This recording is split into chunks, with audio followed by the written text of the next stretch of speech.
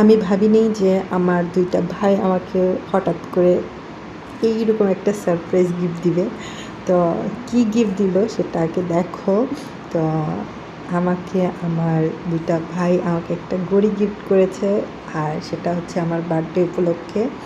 তো আমার ঘড়িটা খুব পছন্দ হইছে।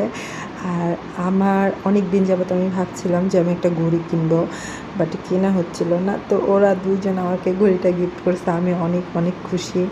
তো আমি আসলে রেডি হচ্ছিলাম একটা বিয়ের প্রোগ্রামে যাব, তখন ওরা আমাকে সারপ্রাইজটা দিছে। আর এই ভাই হচ্ছে রবিন আর আহাদ, ওরা ২ জনই আমাকে গিফটটা দিছে।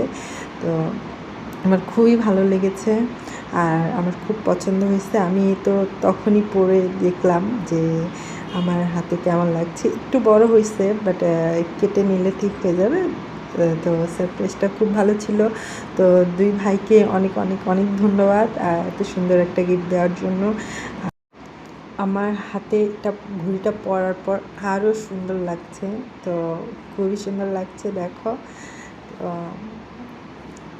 অনেক সুন্দর। তো খুবই সুন্দর আর আমার খুব ভালো লেগেছে। তো এটা আমি সবসময় পরবো। তো অনেক ধন্যবাদ ২ ভাইকেই।